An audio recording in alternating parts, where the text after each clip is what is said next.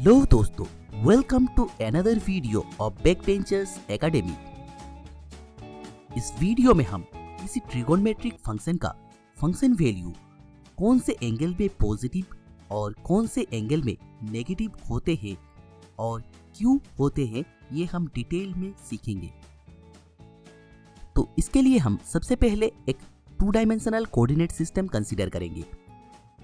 अगर किसी एंगल का वैल्यू 0 से π/2 के अंदर रहता है, दैट इज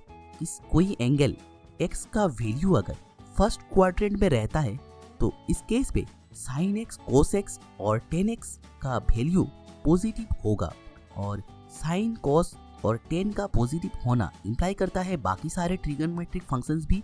इस क्वाड्रेंट में पॉजिटिव होंगे।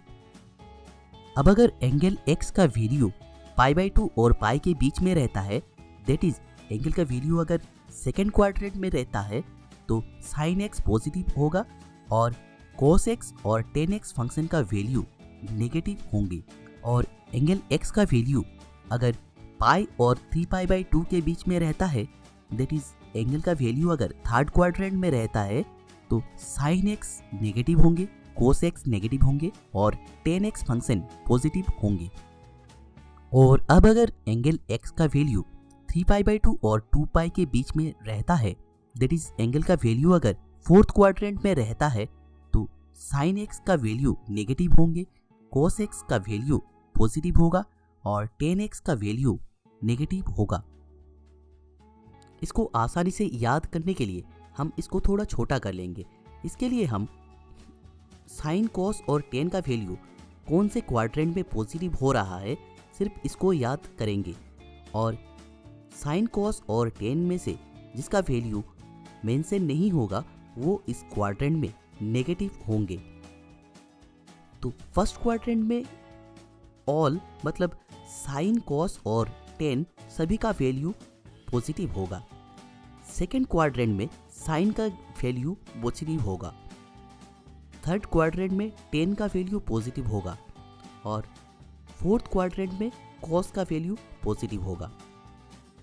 और इसको हम एक sentence add sugar to coffee के जरिए इजीली याद कर सकते हैं।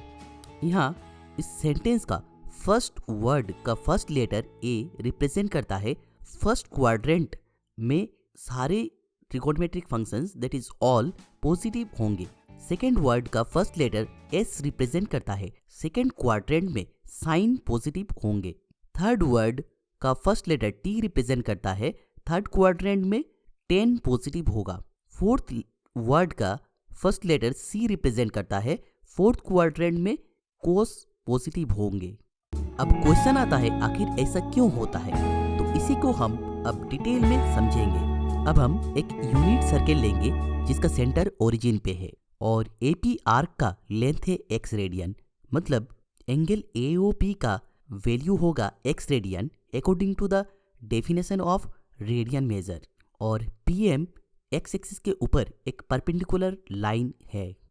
अब अगर हम PM लाइन को एक्सटेंड करता है तो ये सर्कल को Q पॉइंट पे काट करता है। अब OQ लाइन को ज्वाइन करते हैं तो हमें दो ट्राइंगल्स OMP और OMQ मिलेगा। अब ये दो ट्राइंगल्स OMP और OMQ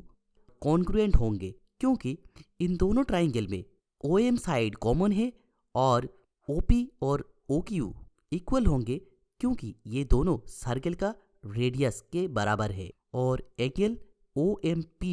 is equal to angle OMQ होंगे क्योंकि इन दोनों एंगल का वैल्यू π/2 है।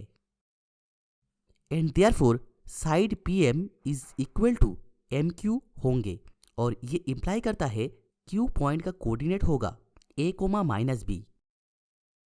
और angle MOP is equal to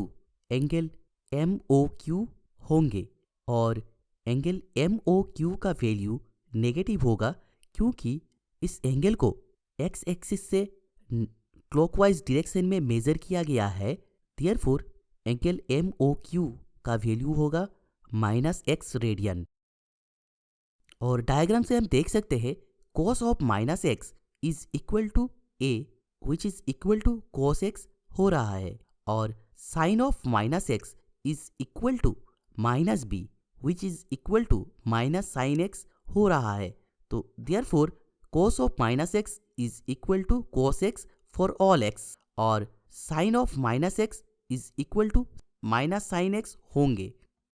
अब यूनिट सर्किल के ऊपर किसी भी arbitrary point P A B के लिए cos x is equal to a और sin x is equal to b होता है और 0 से π/2 के बीच में अगर p रहता है तो हम देख सकते हैं a पॉजिटिव हो रहा है और b का वैल्यू भी पॉजिटिव हो रहा है। देयरफॉर ये इम्प्लाई करता है a greater than 0 and b greater than 0 और ये इम्प्लाई करता है cos x greater than 0 and sin x greater than 0 और क्योंकि cos और sin दोनों ही पॉजिटिव है और tan x हो मतलब है sin x by cos x, therefore tan x भी पॉजिटिव होंगे। इसलिए फर्स्ट क्वाड्रेंट में sin, cos और tan फंक्शन का वैल्यू पॉजिटिव होते हैं।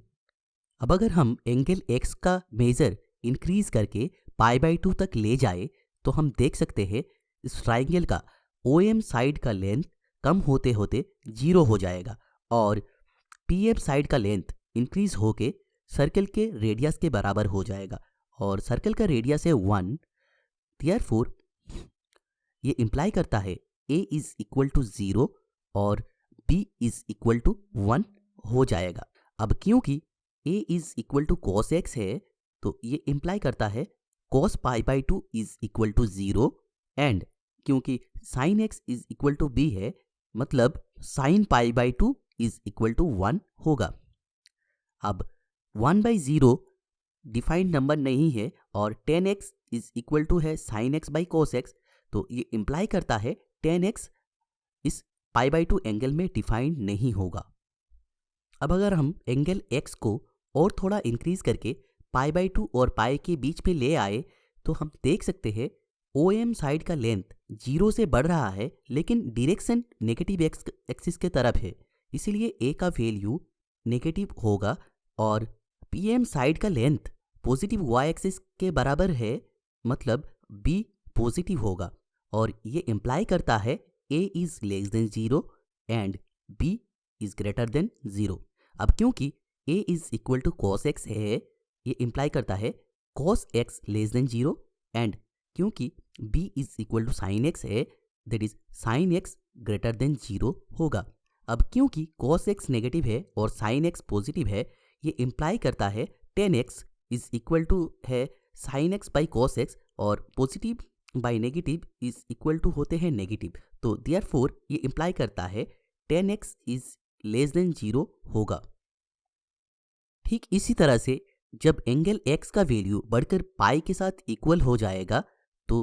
P, C और M पॉइंट कोइंसाइड कर जाएगा और हम देख सकते हैं साइड A का वैल्यू नेगेटिव साइड में इंक्रीज होके -1 हो जाएगा और क्योंकि B और P पॉइंट कोइंसाइड कर जाएगा तो साइड B का वैल्यू 0 हो जाएगा और P का कोऑर्डिनेट हो जाएगा -1, 0 और ये इम्प्लाई करता है A इज इक्वल टू -1 और B इज इक्वल टू 0 होंगे। अब क्योंकि cos x is equal to A है और sin x is equal to B है तो ये इम्प्लाई करता है cos pi is equal to -1 and sin pi is equal to 0 होंगे और ये इम्प्लाई करता है tan pi is equal to 0/-1 is equal to 0 हो जाएगा।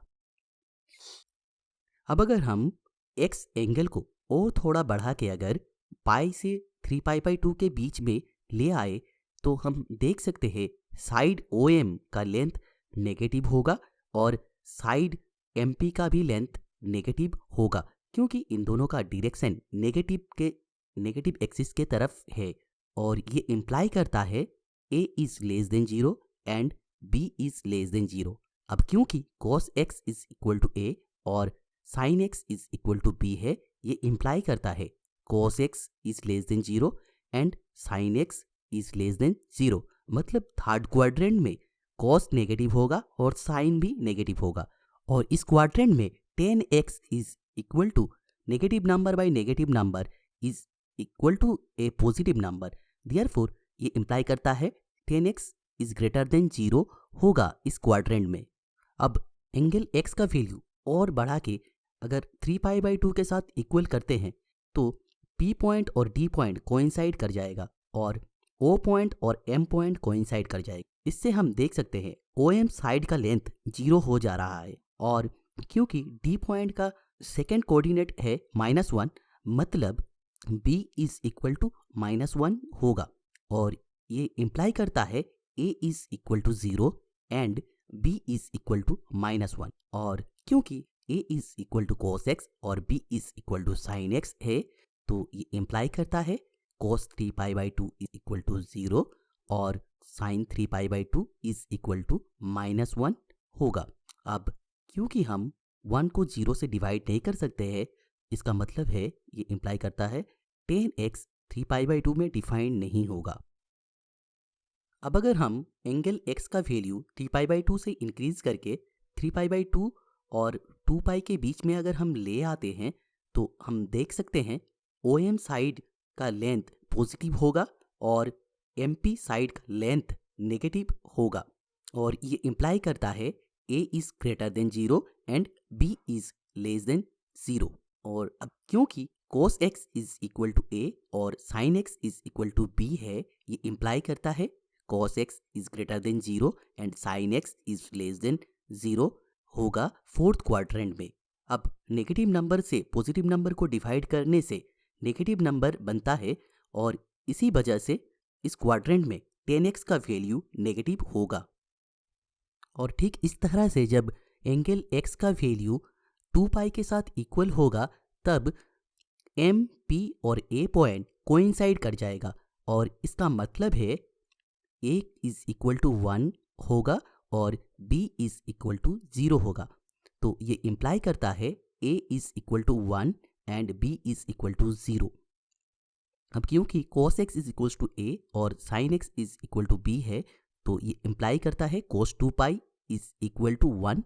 And sin 2π is equal to 0 होगा। अब 0 से कोई भी नंबर को डिवाइड करने से 0 ही मिलता है तो ये इम्प्लाई करता है 10 2π इज इक्वल टू 0 होगा।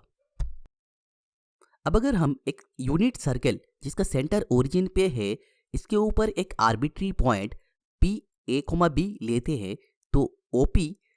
सेंटर O में पॉजिटिव x एक्सिस के साथ अगर x रेडियन एंगल बनाता है तो हमने देखा cos x is equal to A और sin x is equal to B होगा। अब क्योंकि PAB यूनिट सर्कल के ऊपर एक पॉइंट है जिसका सेंटर ओरिजिन पे है इसका मतलब ये है P पॉइंट का फर्स्ट कोऑर्डिनेट का वैल्यू -1 और 1 के बीच में रहेगा दैट इज -1 लेस और इक्वल्स टू A लेस और इक्वल्स टू 1 होगा। अब क्योंकि A is equal to cos x है देयरफॉर -1 लेस और equals to cos x less और इक्वल्स टू 1 होगा। ठीक इसी तरह से P पॉइंट का सेकेंड कोऑर्डिनेट B का वैल्यू -1 और 1 के बीच में रहेगा दैट इज -1 लेस और इक्वल्स टू B लेस और इक्वल्स टू 1 होगा। अब क्योंकि B is equals to sin x है ये इम्प्लाई करता है -1 लेस और equals to sin x less और इक्वल्स टू 1 होगा।